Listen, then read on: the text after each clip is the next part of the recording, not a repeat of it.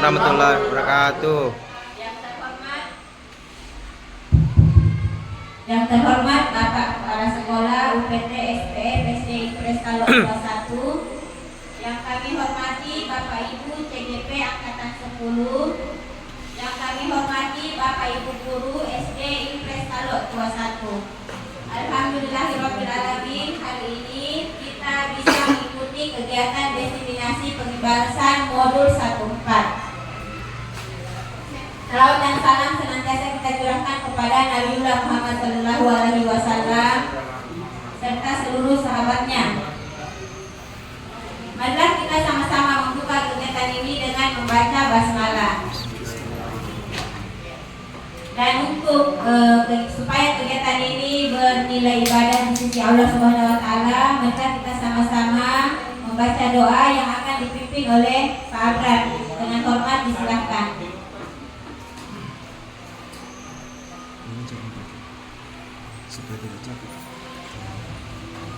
Bismillahirrahmanirrahim. Assalamualaikum warahmatullahi wabarakatuh. Waalaikumsalam. Saya mohon perhatiannya untuk sejenak kita berdoa agar diseminasi pengibasan rekan senior kita yang sementara melangsungkan pendidikan guru penggerak angkatan 10, yang dimana pengibasan pada hari ini diseminasi budaya positif. Alhamdulillah,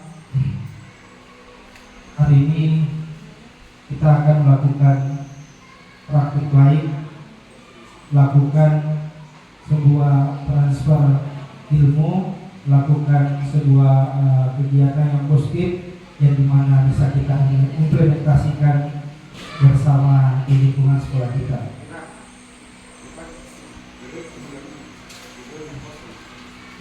Hamdan syakirin, hamdan na'imin, hamdan yu'afi ni'mahu wa yukafi mazidah. Ya Rabbana lakal hamdu kama yanbaghi li jalali wajhikal azim sultanik. Allahumma sholli ala sayyidina Muhammad wa ala ali sayyidina Muhammad. Ya Allah, pada hari ini menjelang siang hari, rekan kita, senior kita melakukan diseminasi budaya positif di tengah-tengah kita bersama Kepala UPT SD Prestal 21. Semoga berjalan lancar dan semoga bernilai ibadah di sisi Allah Subhanahu wa Ta'ala. Dan dampak dari kegiatan ini bisa kita jadikan sebagai amal pahala buat kita, sekaligus bisa memberikan dampak positif kepada para peserta didik kita dan kelak siswa dan siswi kita menjadi soleh dan solehah. Rabbana atina fid dunya hasanah wa fil akhirati hasanah wa qina adzabannar. Subhana rabbika rabbil izzati amma yasifun wa salamun alal mursalin walhamdulillahi rabbil alamin. Al-Fatihah.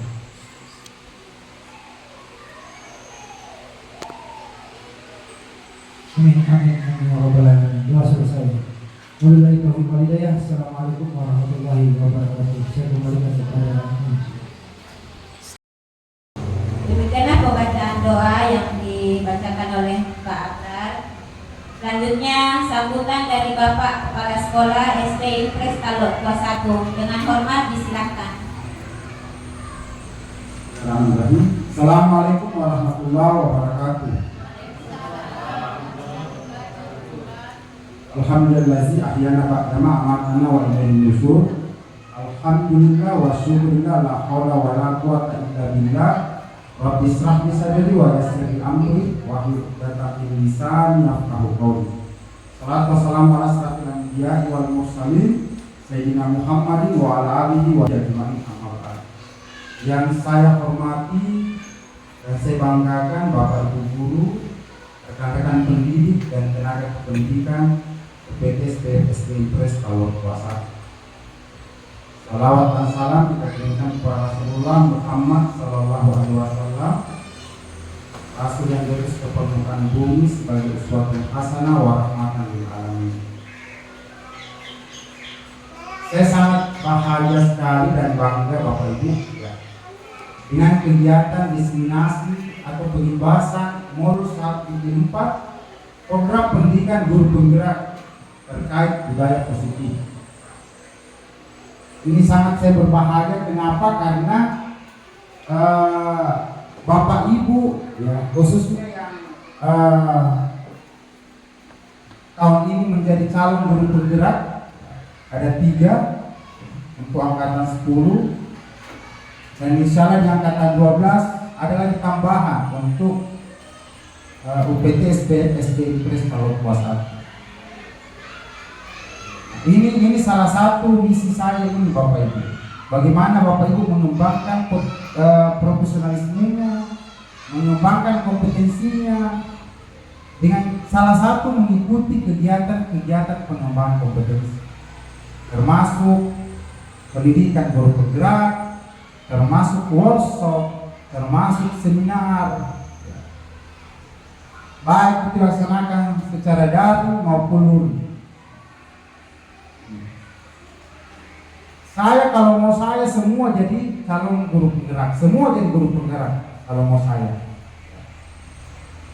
Tapi kan ini harus ada kesepakatan. Tidak bisa maunya semua kepala sekolah yang jadi. Karena masing-masing Bapak Ibu punya skala prioritas. Ya. Oh, prioritas saya yang pertama ini. Ada juga guru skala prioritasnya seperti ini.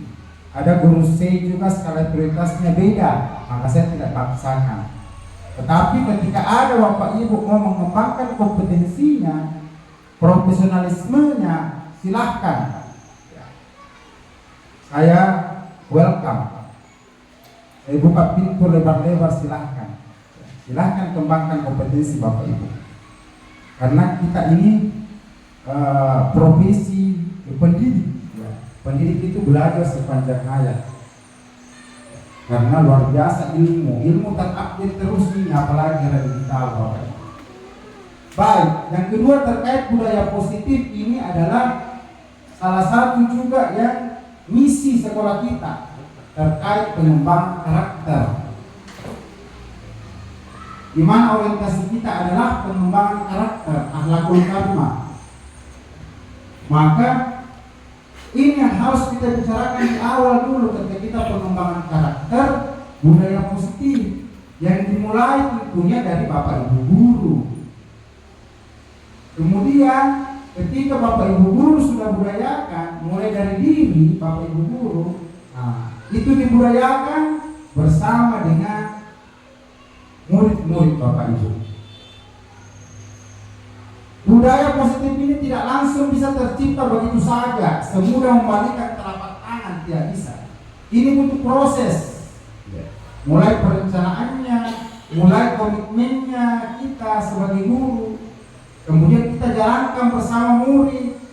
Ini di guru penggerak dibahas semua ini terkait bagaimana segitiga restitusi, bagaimana keyakinan kelas, itu pengantarnya untuk masuk budaya positif. Dibudayakan budaya positif anak-anak, seperti datang tepat waktu, membuang sampah di tempatnya, malu ketika ada sampah, lihat sampah ambil, senyum salam sapa ketika bertemu siapapun, masuk di ruangan assalamualaikum, saling sama Bapak Ibu guru. Ketika ada temannya bertanya tidak diketawai, ketika ada temannya menjawab tidak diketawai, tidak dicibir, tidak dibully. Inilah semua budaya positif. Tetapi ini butuh proses, tidak bisa langsung Bapak Ibu. Seperti tadi saya sampaikan, tidak semudah membalikan telapak tangan, seperti telapak tangan tak dibalik. Kan cepat sekali. Tapi untuk menerapkan budaya positif tidak bisa langsung. Butuh proses panjang. Sama kita ini, ketika kita sekarang mengajar di Talot Tua 1 kelas 1 sampai kelas 6, kita ajarkan perbaikan karakter, tidak bisa kita langsung lihat hasilnya. Mungkin nanti di SMP, di kelas 3, di SMA atau perguruan tinggi baru kita lihat hasilnya. Tidak bisa. Tetapi itu tugas kita Bapak Ibu. Makanya kalau tugas jariah itu, amal jariah itu luar biasa kalau terkait pengembangan karakter. Karena kalau ilmu itu di sini ada semua nih. Nah kalau ini guru, kalau ilmu, makanya Bapak Ibu seandainya tidak ada pengembangan karakter bisa dihapus ini saja sekolah, tidak butuh orang guru, karena ada semua di sini ilmu. Kalau tidak perlu di karakter. Nah kalau di Google sekarang Bapak Ibu, semua Google sudah ada di sini. Mau mapel apa, mau bidang ilmu apa, semua ada. Tetapi pendidikan tidak seperti itu. Pendidikan itu butuh karakter, butuh teladan. Nah kita ini sebagai teladannya murid-murid. Kita ini yang fasilitatornya untuk pengembangan karakter. Makanya sekolah harus tetap ada. Karena sekolah itu bukan cuma terkait ilmu, terkait akademik, tapi juga terkait yang paling utama dan paling pokok adalah non akademik, yaitu karakter.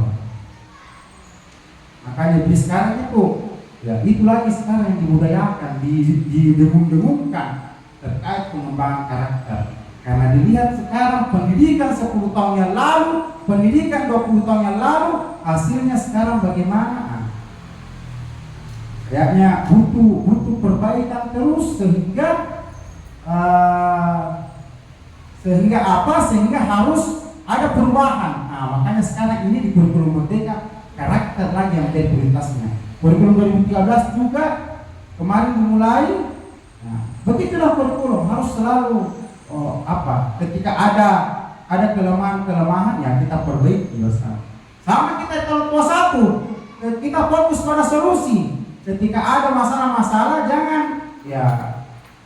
komunikasi yang kita butuhkan. Baik itu orang tua ke guru, guru ke orang tua, guru ke murid, murid ke guru, sekolah ke orang tua, sekolah ke guru, guru ke kepala sekolah. Begitu. Kita utamakan komunikasi karena kita fokus sama solusi bukan pada masalah. Karena kalau masalah itu panjang kali lebar, tidak ada berhentinya. Tapi kalau solusi ya oke.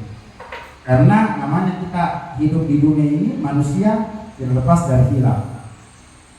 Jadi acara ini adalah presentasi atau diseminasi atau pengimbasan yang akan dibawakan oleh Ibu Hairiah SPD. Ya. Salah satu rekan kita dan beliau sekarang lagi proses pendidikan guru penggerak angkatan 10. Ya, jadi saya mengucapkan banyak terima kasih. Kalau ada kegiatan-kegiatan seperti ini saya sangat bangga dan semangat sekali Bapak Ibu karena ini hal-hal positif ya. Banyak hal yang kita diskusikan. Apa tujuannya? Untuk pengembangan sekolah kita. Penting kita bisa kerjasama. Itu Bapak Ibu. Ya. Jadi terkait diseminasi ini silakan saya harapkan keaktifannya Bapak Ibu baik itu dalam diskusi maupun sebentar ketika ada proyek-proyek atau strategi yang disampaikan oleh Ibu Hairiah. Ya, demikian ya, terima kasih. Mohon maaf jika ada hilaf. Bila itu selihat pas tadi Assalamualaikum warahmatullahi wabarakatuh.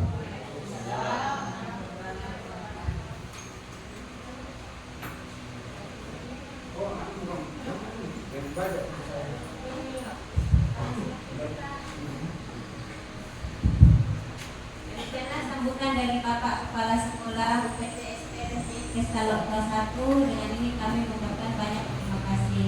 Selanjutnya adalah acara inti yakni presentasi diseminasi pengimbasan modul 14 budaya positif oleh Ibu Hairiah SPD selaku CGP Angkatan 10. Dengan hormat disilakan.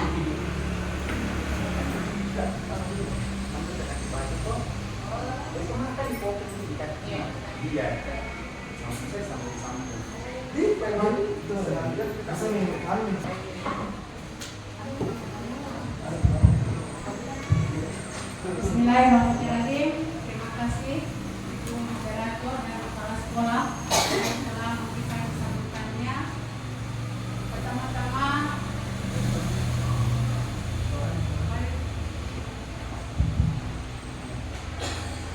Assalamualaikum warahmatullahi wabarakatuh. Ya, terima kasih banyak. Pertama-tama, marilah kita panjatkan puji syukur kehadirat Allah Subhanahu wa Ta'ala, karena pada pagi hari ini menjelang siang kita masih diberikan kesempatan dan nikmat kesehatan sehingga kita bisa berkumpul di tempat ini dalam rangka diseminasi pembebasan modul 1.4 tentang budaya positif. Dan tak lupa pula kita mengirimkan salawat dan salam kepada junjungan kita Nabi besar Muhammad SAW. Mudah-mudahan kita kelak selalu mendapatkan syafaatnya. Amin. Bapak Ibu, terima kasih banyak atas waktunya yang telah meluangkan waktunya dalam presentase saya. Dan ini luar biasa kekompakan Bapak Ibu, kolaborasi Bapak Ibu. Terima kasih banyak. Baiklah, saya mungkin langsung ke presentase. Jadi budaya positif. Nah, budaya positif di sekolah yaitu nilai-nilai dan kebiasaan-kebiasaan di sekolah yang berpihak pada peserta didik agar mereka dapat berkembang menjadi pribadi yang kritis, penuh hormat dan bertanggung jawab. Selanjutnya, paradigma perubahan. Untuk membangun budaya positif sekolah perlu menyediakan lingkungan yang positif, aman, nyaman, agar murid-murid mampu berpikir, bertindak dengan penuh rasa tanggung jawab, disiplin, lazimnya dikaitkan dengan kontrol diri. Sebelumnya, saya mungkin menjelaskan dulu apa itu budaya positif. Jadi budaya positif adalah tadi dikatakan oleh Bapak bahwa budaya positif itu adalah kebiasaan-kebiasaan yang kita sering laksanakan adalah proses pembiasaan yang dilaksanakan oleh murid-murid kita, yang mana itu tentunya tadi sudah digambarkan bahwa ada hal-hal kecil yang mungkin itu kita kurang menyadari, tapi itu adalah hal budaya positif yang perlu kita kembangkan dan kita pertahankan. Tentunya salah satunya adalah budaya tabe. Ya, itu tabe itu kalau misalnya ada orang tua yang berdiri, guru yang berdiri, kemudian murid-murid kita lewat dan dia melakukan budaya tabe, itu sudah salah satu dari budaya positif yang ada di sekolah kita. Sama juga dengan salam, sapa dan senyum dan santun. Itu juga adalah salah satu budaya tabe. Itu juga kearifan lokal kita adalah budaya budaya tentang bagaimana kita membudayakan budaya lokal tentang sifat tahu, sifat ingat dan sifat lebih. Itu juga adalah salah satu budaya yang harus dikembangkan di sekolah. Ada lagi salah satu budaya itu adalah pada saat anak-anak kita menyuruh anak-anak, kita harus dahulukan dengan tolong. Itu. Kemudian kalau kita setelah selesai kita mungkin bisa menyampaikan terima kasih, mengatakan kata-kata iye, kata-kata maaf. Itu adalah budaya-budaya yang harus kita kembangkan. Saya kira itu. Selanjutnya, Anda dan teman Anda akan melakukan kegiatan kepada buku Anda adalah A. Nah, di sini adalah kita mungkin akan bermain. Saya minta satu orang dari satu teman rekan di sini, Bapak Ibu, ada yang menjadi guru dan ada yang menjadi murid. Nah, satu orang siapa yang mau jadi guru? Yang nanti kita lihat apakah guru berhasil atau tidak. Si murid juga harus mengenang kertas itu terus. Nah, silakan saya minta bantuannya, ada kertas.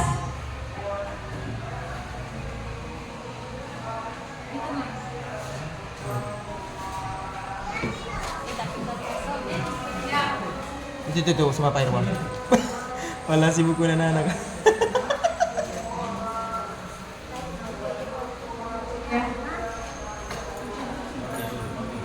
kasih, Pak Irwan. Jadi siapa yang kamu sebagai guru yang suka membujuk? Bu Yuli barangkali.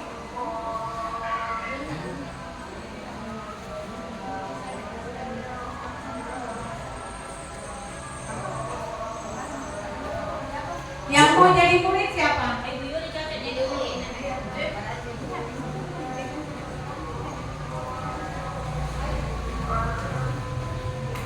Ya, terima kasih, tepuk tangan dulu untuk Bapak Ibu yang mau bermain peran supaya tidak mengantuk.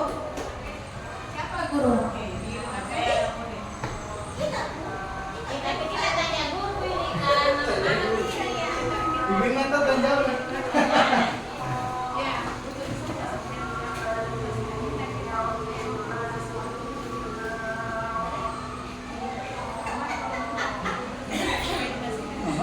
Nah ini, lagi buat apa? Coba kemarin kan Ibu sudah bilang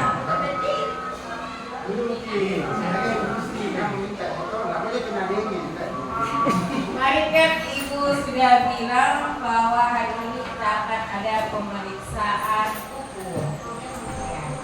Jadi Ibu foto menggenggam tangannya. Coba dibuka apa dalamnya. Coba Ibu lihat genggaman tangannya karena Ibu mau lihat kukunya juga.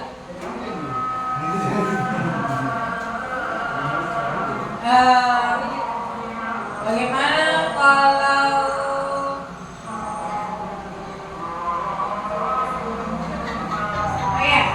Ibu Kak Yuli mau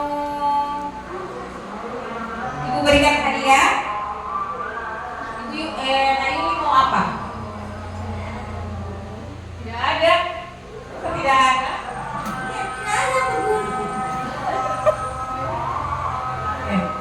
Oke, terima kasih banyak Bapak, Ibu, Ibu guru, terima kasih banyak. Nah, jadi tadi sudah dipuji sama Ibu gurunya, tapi si murid tidak mau memberikan kertasnya. Nah, kita lanjut, apa sebenarnya alasannya? Harus kita tahu kenapa bisa si murid ini bersikukuh tidak mau memberikan, sementara guru sudah membujuk sedemikian rupa, tapi tetap tidak mau. Kita lanjut dulu, kita lihat dulu tentang filosofi Ki Hajar Dewantara. Menurut Ki Hajar Dewantara bahwa tujuan pendidikan yaitu menuntun segala kodrat yang ada pada anak-anak agar mereka dapat mencapai keselamatan dan kebahagiaan yang setinggi-tingginya baik sebagai manusia maupun sebagai anggota masyarakat. Oleh sebab itu pendidikan itu hanya dapat menuntun tumbuh dan hidupnya kekuatan kodrat yang ada pada anak-anak agar dapat memperbaiki tingkah lakunya, bukan dasar hidupnya dan tumbuhnya kekuatan kodrat anak itu. Selanjutnya, nah kita sendiri yang memegang kontrol. Ini kita lihat ya dari hasil tadi, dari hasil rekam tadi oleh bapak ibu dan ibu guru dan murid, kita sendiri yang memegang kontrol atas kepala tangan kita.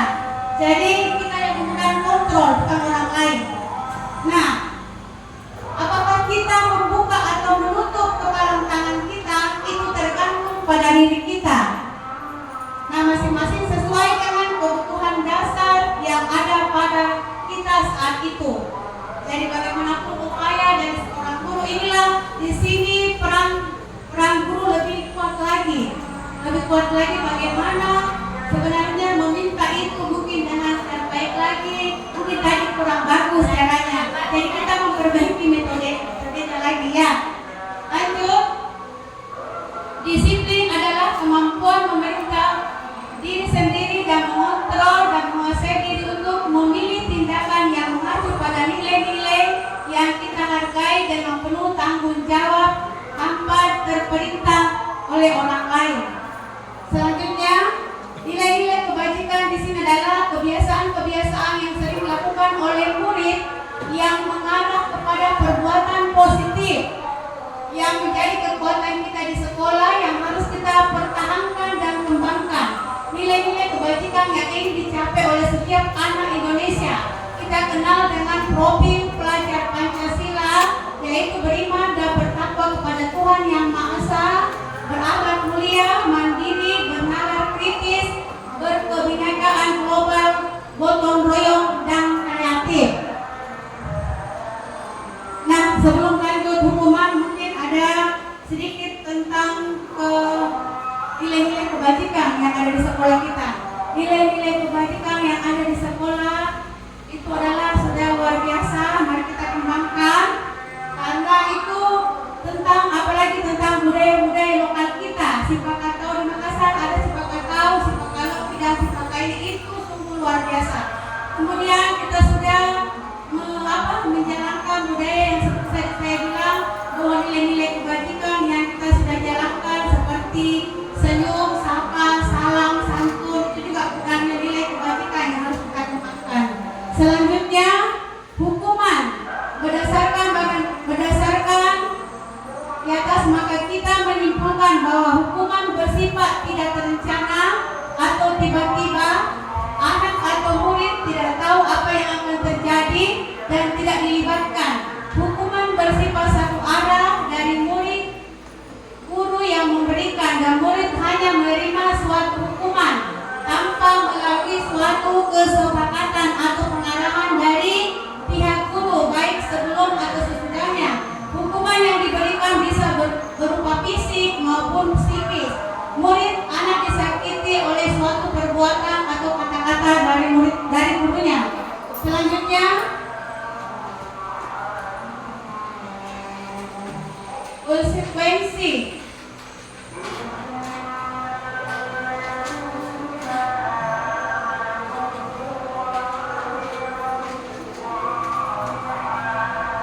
Ya, belum slide sebelumnya, Pak. Ada konsekuensi. Jadi kita akan melihat apa perbedaan hukuman dengan konsekuensi. Ya.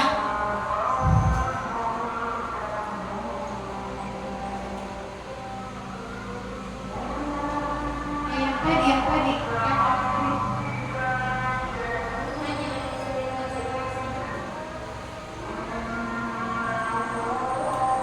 Tadi sesudah hukuman. Ya, itu mungkin.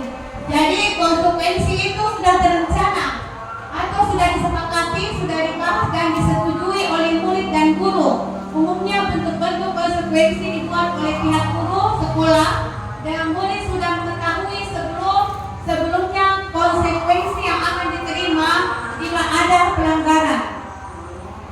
Pada konsekuensi, murid tetap dibuat tidak nyaman untuk jangka waktu pendek. Konsekuensi biasanya diberikan berdasarkan suatu data yang umumnya dapat diukur, misalnya setelah 3 kali tugasnya tidak diselesaikan pada batas yang diberikan, atau murid melakukan kegiatan di luar kegiatan pembelajaran, misalnya mengobrol, maka murid tersebut akan kehilangan waktu bermain dan harus menyelesaikan tugas karena ketertinggalannya. Peraturan dan konsekuensi yang mengikuti ini sudah diketahui sebelumnya oleh murid. Sikap guru di sini senantiasa memonitor murid. Nah, untuk jelasnya Bapak Ibu guru hebat, kita mungkin supaya mengetahui apa perbedaan hukuman dengan konsekuensi, bisa Pak Irwan buka. Barangkali kita bermain kuis.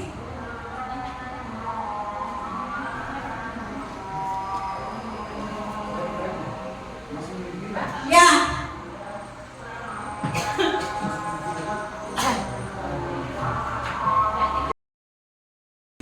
Tiga, oke. Ya, selanjutnya kita akan mengikuti kuis supaya kita bisa membedakan apa itu hukuman dan apa itu konsekuensi. Nah, pertanyaan pertama, mencatat 100 kali di dalam buku kalimat saya tidak akan terlambat lagi karena terlambat ke sekolah. Apakah itu hukuman atau konsekuensi? Jawab saja semua. Siapa yang hukuman? Ya, siapa? Saya tidak akan terlambat lagi karena terlambat ke sekolah. Apakah itu hukuman atau konsekuensi? Yang hukuman siapa yang hukuman katanya? 1, 2, 3, 4, 5, 6. Yang konsekuensi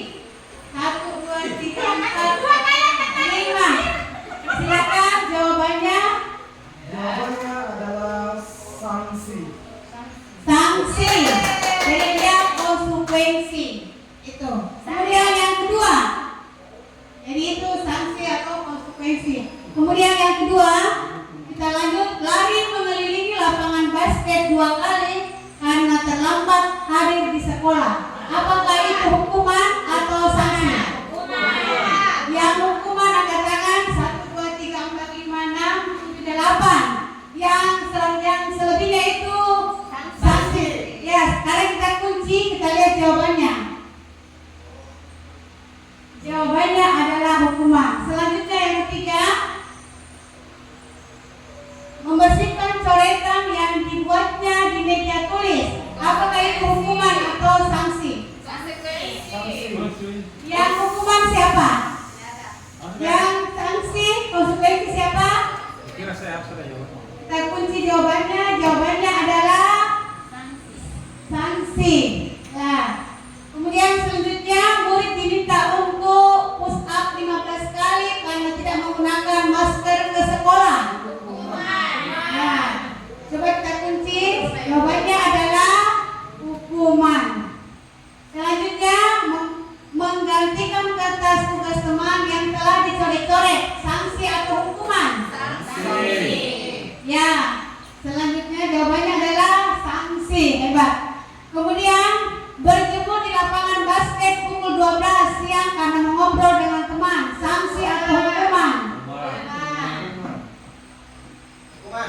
Jawabannya adalah hukuman. Nah, selanjutnya murid diminta bertelanjang kaki sepanjang hari karena tidak menggunakan sepatu warna hitam sesuai dengan peraturan sekolah. Hukuman atau sanksi? Jawabannya adalah hukuman. Selanjutnya, berdiri di depan kelas sambil mengangkat kaki satu karena tidak bisa menjawab pertanyaan. Hukuman atau sanksi? Nah, kita kunci jawabannya.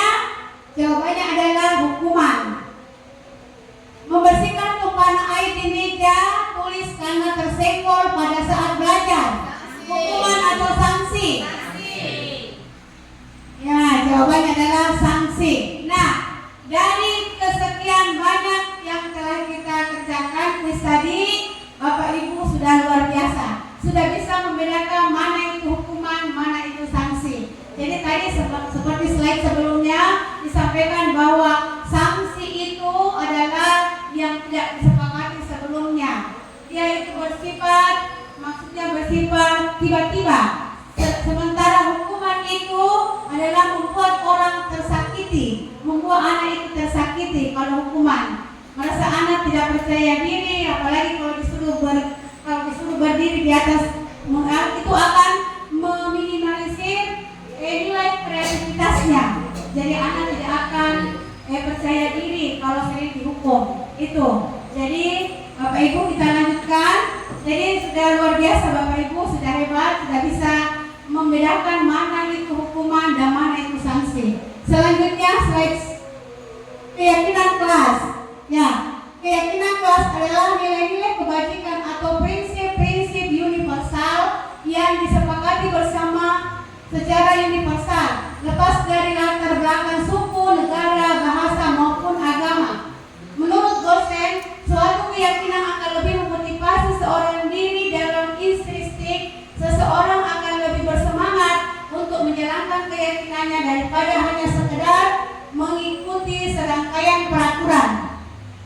Selanjutnya, pembentukan keyakinan kelas.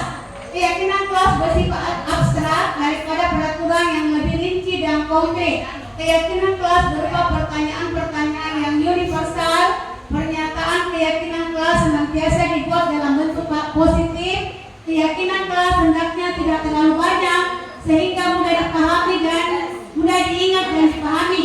Kemudian selanjutnya, semua warga sekolah sebaiknya ikut berkontribusi dalam membuat kegiatan kelas lewat curah pendapat, bersedia meninjau kembali keyakinan kelas dari waktu ke waktu. Selanjutnya, nah sebelum kita masuk segitiga restitusi, tadi kita bahas adalah tentang keyakinan kelas. Mengapa kita penting melaksanakan keyakinan kelas? Ada yang bisa menyampaikan satu orang, dua orang, apakah perbedaan peraturan dengan keyakinan kelas?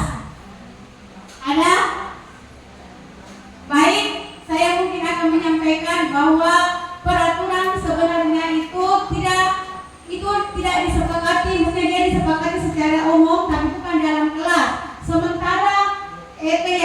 kelas itu adalah yang sudah disepakati bersama melihat sesuatu kondisi. Jadi kondisi keadaan yang ada dalam kelas kita. Cara membuat keyakinan kelas itu Bapak Ibu adalah dengan cara mengumpulkan anak-anak. Kita mulai dulu dari peraturan seperti jangan buang sampah sembarangan.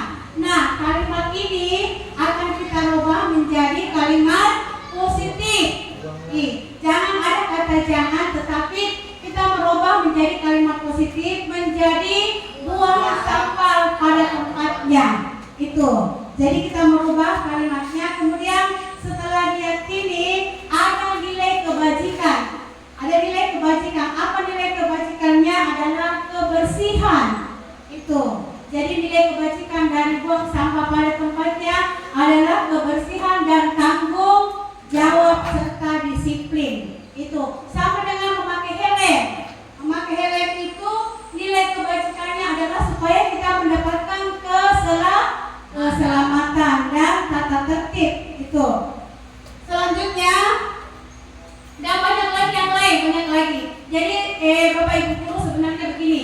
Sebelum kita memulai belajar yang kami peroleh dari pendidikan guru penggerak bahwa sebelum kita memulai belajar kita dulu menyampaikan kepada murid-murid kita apa yang kita yakini dalam kelas kita. Jadi membuat dulu, jadi kita sampaikan dulu bagaimana cara menyampaikan tentang peraturan dulu. Jadi kita mulai dari peraturan, misalnya jangan membuang sampah, jangan ribut, jangan mengganggu teman. Tetapi itu kalimatnya kita rubah. Kalau kita mau membuat keyakinan kelas, kita rubah kalimatnya dari kalimat yang negatif, larangan, ke kalimat yang positif, seperti itu. Nah, setelah itu kita gambarkan nilai kebajikan yang ada dalam kata-kata. Jangan yang sulit. Kalau anak SD ya cukup kata-katanya supaya mudah yang singkat saja supaya mudah dihafal, mudah diingat. Itu. Jadi seperti tadi gambarannya bahwa misalnya jangan membuli teman, ya kita tulis di situ saling menghargai. Itu keyakinan kelas. Jadi nanti setelah kita masuk, jadi ini juga disampaikan bahwa sebelum kita mulai pembelajaran awal tahun, kita mungkin membuat semua keyakinan kelas yang disepakati bisa ditandatangani oleh guru dan kepala sekolah. Selanjutnya segitiga restitusi dia. Ya, proses menciptakan konten murid untuk memperbaiki kesalahan mereka sehingga mereka bisa kembali pada kelompok mereka dengan karakter yang lebih kuat melalui restitusi guru. Kemudian membantu murid untuk jujur pada diri sendiri dan mengevaluasi dampak dari kesalahan yang dilakukan, memberikan penawaran bukan paksaan, membantu murid untuk menjadi murid yang melakukan tindakan gagal menjadi tindakan sukses dengan menemukan solusi tindakannya. Ada mungkin yang terlupa tadi, yang 5 posisi kontrol. 5 posisi kontrol dengan kebutuhan dasar manusia.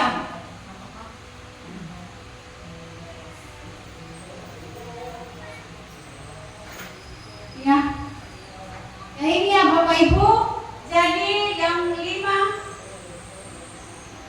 posisi kontrol itu adalah yang pertama penghukum, yang kedua adalah pembuat merasa bersalah, kemudian sebagai teman, sebagai pemantau dan sebagai manajer. Nah, di sini kita lihat. Nah, kita lihat posisi kita, bagaimana kita sebelum memahami materi ini, kita melihat dulu posisi kita sebenarnya di mana. Nah, kita lihat sebagai posisi penghukum, apa yang sering dia ucapkan, patuhi aturan saya atau awas. Kemudian kamu selalu saja salah. Kemudian selanjutnya selalu yang terakhir selesai. Kamu memang selalu salah. Ini adalah seorang penghukum. Ini. Nah, kita bisa melihat Bapak Ibu. Nah, sekarang kita buka lagi tentang pembuat merasa bersalah. Ya, pembuat merasa bersalah ini nadanya suara memelas, halus, sedih, bahasa tubuh merapat pada anak, lesu. Nah, kita lihat misalnya Adi, kamu ini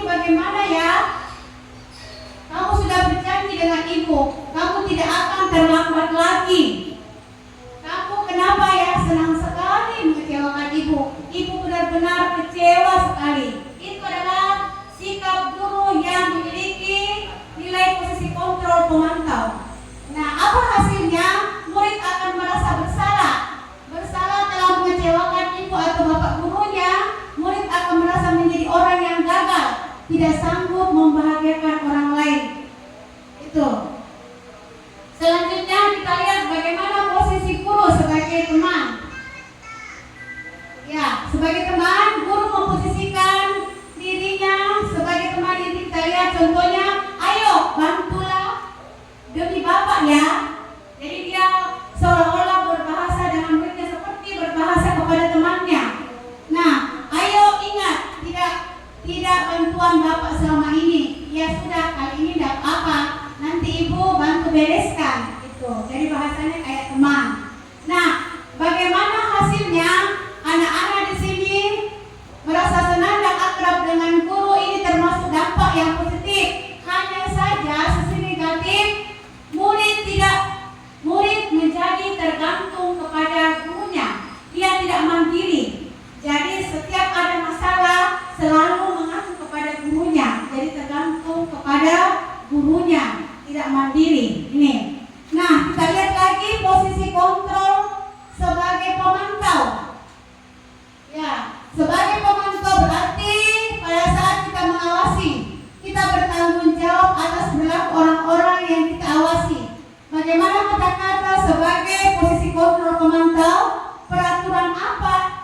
Peraturannya apa yang telah kamu lakukan, sanksi atau konsekuensi apa, itu. Jadi selalu seperti ukuran kalau pemantau. Nah, pemantau nada suaranya datar, bahasa tubuh yang formal. Guru, Adi, tahukah kamu jam berapa kita memulai? Tahu Pak, guru, kamu terlambat 15 menit. Apakah kamu sudah mengerti konsekuensi yang harus dilakukan bila terlambat? Ya, murid menjawab, paham Pak, saya harus pergi tinggal di kelas pada jam istirahat, nanti mengerjakan tugas ketertinggalan saya. Guru menjawab, ya benar, nanti pada saat jam istirahat kamu harus tinggal di kelas untuk menyelesaikan tugas yang tertinggal tadi. Saya tunggu. Itu jadi suaranya agak datar. Nah, kita lihat hasilnya apa? Murid memahami konsekuensi yang harus dijalankan karena tidak telah melanggar salah satu peraturan sekolah. Guru tidak menunjukkan suatu emosi yang berlebihan, menjadi marah atau membuat merasa berbuat salah. Murid tidak dibuat tidak nyaman, yaitu dengan harus tinggal di kelas pada waktu jam istirahat dan mengerjakan tugasnya. Nah, sekarang ini yang kita tunggu-tunggu adalah posisi kontrol yang kelima. Adalah posisi manajer. Ya, posisi manajer adalah posisi di mana guru berbuat sesuatu bersama dengan murid. Ini, di sini kita lebih mengutamakan anak-anak itu mencari solusi atas masalahnya, dan ini akan seorang manajer telah memiliki keterampilan posisi teman maupun pemantau, dan dengan demikian bisa jadi di waktu-waktu tertentu kembali kepada kedua posisi tersebut bila diperlukan. Apa kata-kata sebagai posisi manajer? Apa yang kita yakini? Kembali ke keyakinan kelas. Jadi tadi kita sudah membuat keyakinan kelas. Jadi selalu kita arahkan anak-anak supaya kembali. Jangan dikatakan kamu salah, tapi kembalikan kepada mereka bahwa ada kesepakatan kelas yang telah kita sepakati. Itu. Kemudian jika kamu meyakininya, apakah kamu bersedia memperbaikinya? Jadi selalu ada jalan untuk memperbaiki dari tindakan tersebut. Kemudian apa rencana kamu untuk memperbaiki hal ini?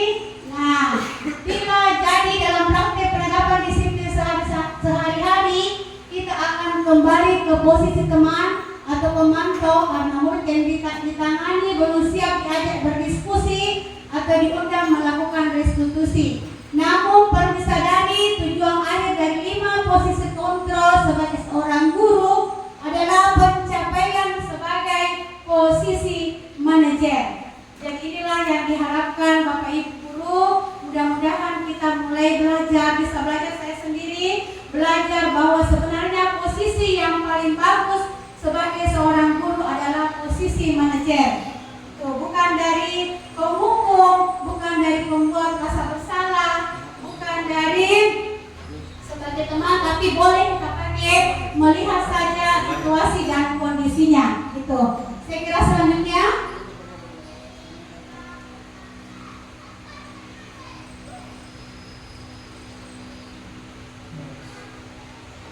Kemudian yang kebutuhan dasar manusia.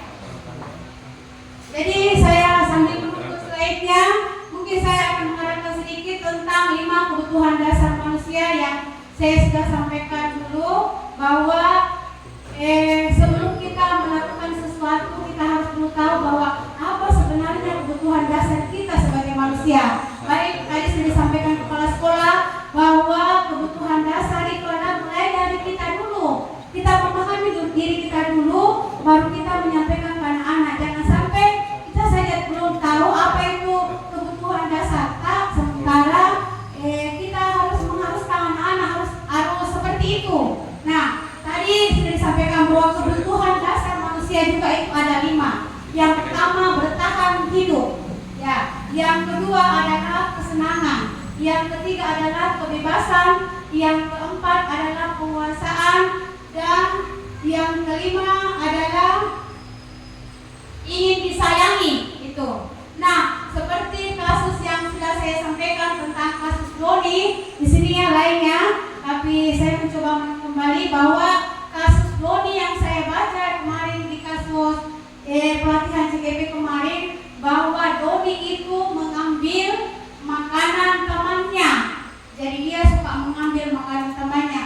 Sebelum kita mengetahui 5 posisi kontrol, kira-kira jawaban Bapak Ibu kira-kira apa ini? Kenapa ini Doni? Apa sebenarnya kebutuhan dasar yang tidak terpenuhi? Itu. Apakah dia bertahan hidup? Apakah karena kebebasan? Apakah karena kasih sayang? Apakah karena penguasaan? Apakah itu?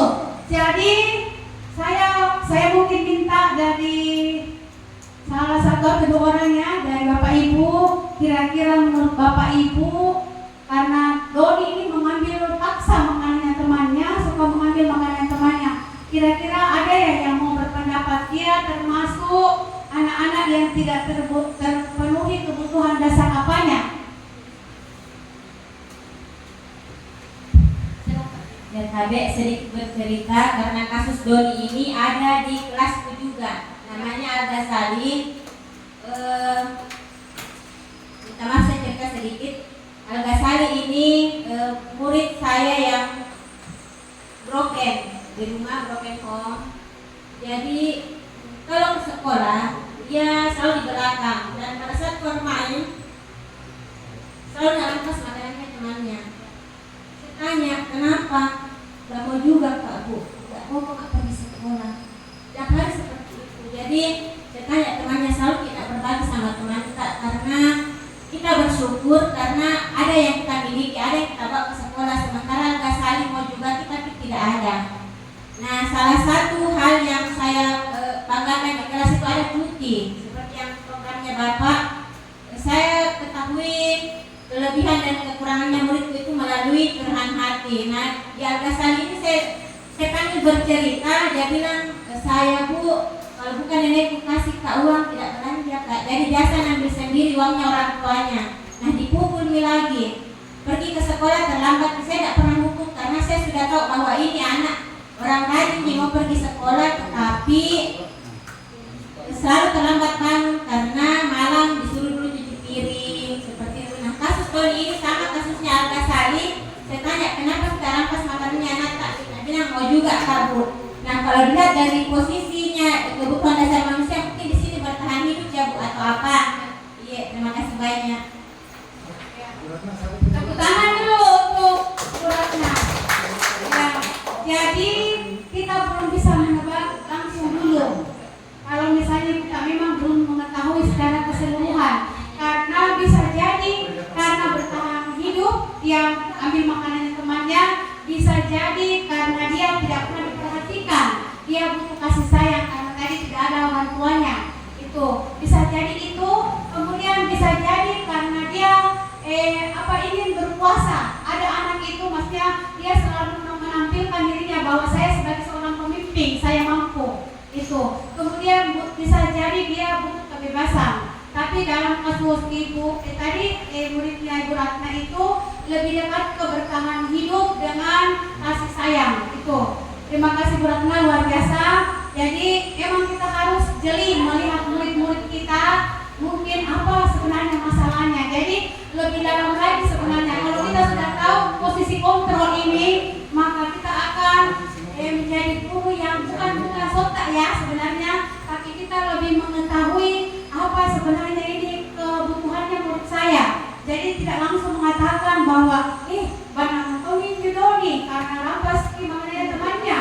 Tidak boleh gitu nih, jangan berkata begitu karena kita belum tahu posisinya di mana.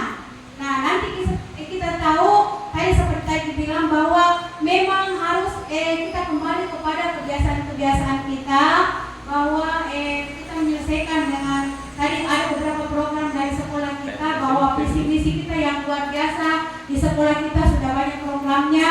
Curahan hati sebenarnya itu adalah bentuk literasi yang luar biasa karena kita bisa pertama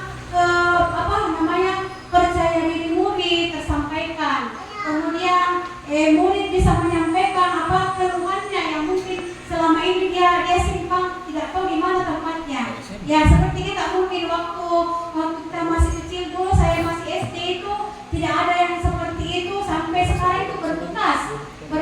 Kenapa? Karena dulu kita punya masalah ya selesaikan sendiri, tidak ada tempat untuk bercurah hati begitu. Di sekolah kita kan sudah ada seperti itu. Mari kita Bapak Ibu kerjasama, kita jalankan itu program luar biasa itu, supaya kita bisa melihat anak-anak kita senang rasanya, anak-anak bisa bercerita walaupun mungkin kelas 1-2 lucu-lucunya, maksudnya bahasanya itu bukan bahasa seperti kita, bahasanya mungkin iya Bu, iya Pak, artinya dia lucu berbicara, belum tersusun secara bagus, tapi alhamdulillah kalau kita biasakan anak-anak akan timbul sendiri rasa percaya dirinya.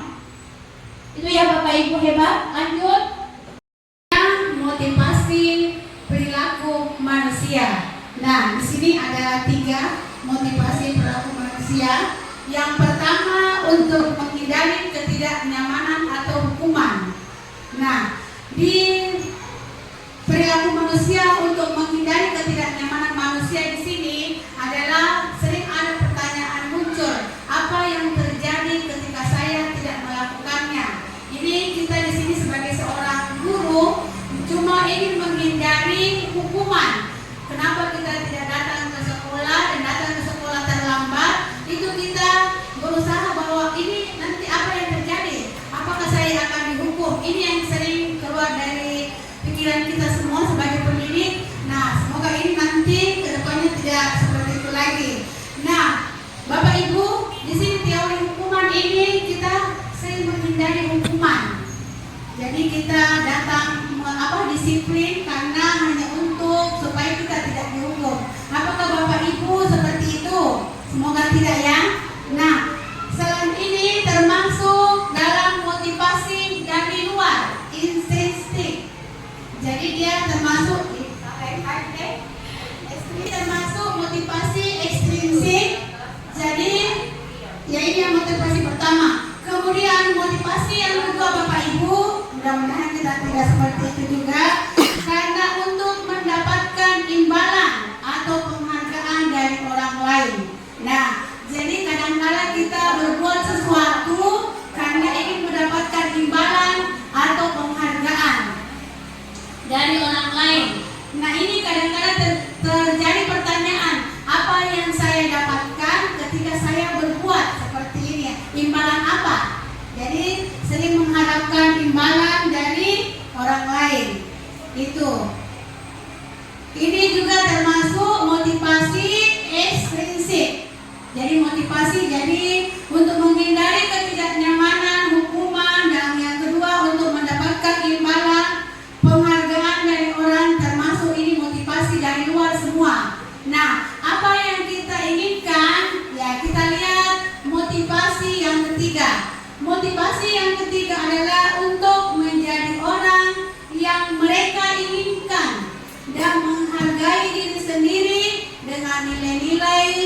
yang mereka percayai. Itu. Nah, di sini adalah motivasinya apa yang akan terjadi, kalau saya melakukan ini. Itu. Jadi ini adalah motivasi dalam diri kita yang sangat kuat. Kita sebenarnya Bapak Ibu sangat diharapkan kita memiliki yang ketiga ya, dari motivasi perilaku manusia ini. Bagaimana Bapak Ibu, siap? Siap. Ya, terima kasih Bapak Ibu hebat. Saya kira sudah dibikin. Ya, ini segitiga restitusi. Ini adalah kasus di mana kita harus menyelesaikan masalah dengan bijak. Ini. Jadi jangan langsung mengatakan, kok terlambat kok, seperti kemarin saya juga sempat memperbaiki video saya karena ada kata-katanya jangan. Itu. Jadi padahal dalam segitiga restitusi ketika ada masalah, misalnya kemarin kasus saya itu ada terlambat, anak-anak sering terlambat ke sekolah. Itu. Jadi saya merestitusi dengan segitiga restitusi. Nah, yang pertama saya harus memvalidasi dulu, menstabilkan identitas. Jadi kalau misalnya ada anak-anak kemarin diarahkan jangan disampaikan di depan kelas, karena bisa jadi anak itu akan malu, anak itu akan hilang percaya dirinya, anak itu merasa bahwa saya bersalah dan lain sebagainya. Sampaikanlah mungkin secara individual supaya anak itu tidak merasa malu. Nah, pertama yang kita lakukan adalah menstabilkan identitas. Apa yang kita stabilkan? Mungkin kita tanya, apa kabar nak? Sehat? Baik Cekik? Apa kabar hari ini? Kenapa nak? Ya, biarkan anak-anak itu bercerita. Itu. Jangan kita bilang, kenapa kau ini banyak kok? Pukul lagi kemako, terlambat kok lagi. Itu bukan bahasa pendidik. Itu. Kemudian kita stabilkan dulu, jadi kita sampai dia merasa nyaman untuk bicara, baru kita ke validasi tindakan yang salah. Nah, tadi nak apa kesalahan tak? Kenapa kita bisa saya panggil ke sini? Anak-anak sendiri yang bicara. Saya tadi terlambat kak. Kenapa kita terlambat nak? Sudah nggak belanja. Oh, di mana kita belanja nak? Segitu saja. Di sana Bu Senaki nak belanja, iya Bu. Nah, setelah itu kita mencoba, tapi ini hari masih jam sekolah nak, harus di tempat waktu di kelas dan masih belajar itu. Nah, sesudah itu kita mungkin akan menanyakan keyakinan kelas yang sudah kita buat. Makanya tadi saya sampaikan di awal bahwa sebelum masuk awal tahun pelajaran kita membuat keyakinan kelas bersama murid-murid kita. Jadi setiap ada tindakannya yang dilakukan kita kembalikan ke keyakinan kelas itu. Jadi kita kembalikan keyakinan kelas. Jadi kita tanya, masih ingat kita tentang keyakinan kelas yang sudah kita buat? Pasti dia akan menjawab, iya Bu. Apa itu? Dia akan menjawab sendiri dan kita mencoba mencarikan solusi. Kita memberikan kepada anak kita kira-kira apa yang harus kau kerjakan supaya ini tidak terulang lagi. Itu. Jadi anak-anak membicara sendiri, saya tidak akan singgah belanja Bu, saya akan hadir tepat waktu di dalam kelas. Saya kira Bapak Ibu, terima kasih banyak. Mungkin sebelumnya ada mungkin ya ada dari beberapa tadi yang sudah disampaikan tentang budaya positif. Mungkin ada refleksi yang kita akan laksanakan.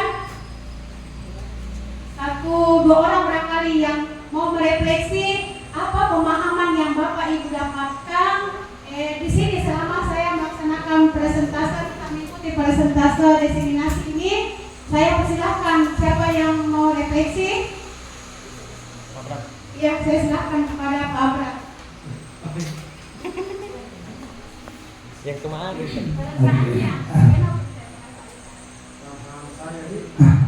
Alhamdulillah banyak dan sangat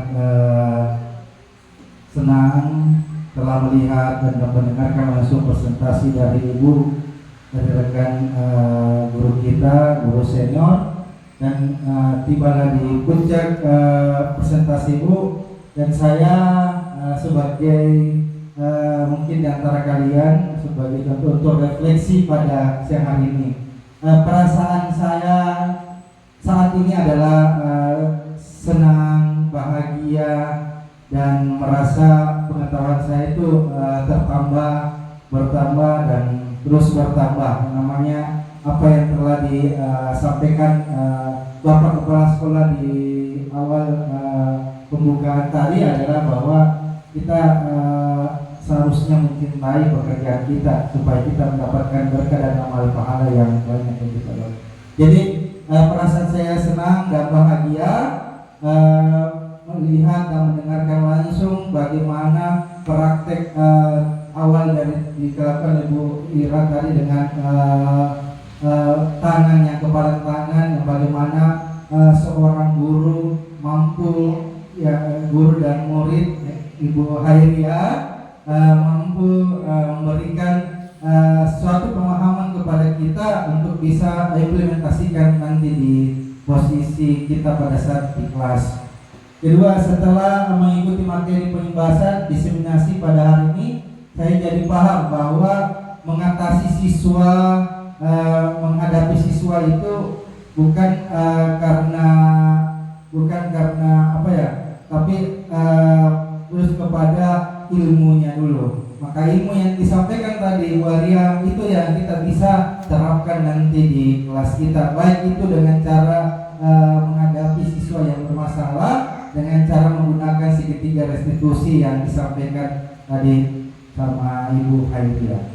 Yang ketiga, target saya selanjutnya adalah dalam mengimplementasikan di proses belajar mengajar saya dengan cara perlahan sampai kita bisa melakukan sesuai dengan apa yang diinginkan kurikulum itu sendiri. Mungkin yang ini yang bisa saya sampaikan. Saya kembali kepada Ibu Hairia. Ya, terima kasih kepada Pak Abrar.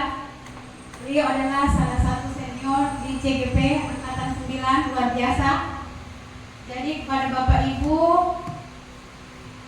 saya mengucapkan banyak terima kasih karena waktu kita mau sholat zuhur, atas waktu yang sudah diberikan kepada Bapak Kepala Sekolah. Terima kasih banyak atas ruang yang diberikan, waktunya luar biasa. Terima kasih banyak. Semoga apa yang kita sudah laksanakan bersama-sama bisa kita implementasikan baik buat diri saya pribadi maupun untuk Bapak Ibu. Terima kasih. Salam dan bahagia Bapak Ibu guru penggerak. Assalamualaikum warahmatullahi wabarakatuh.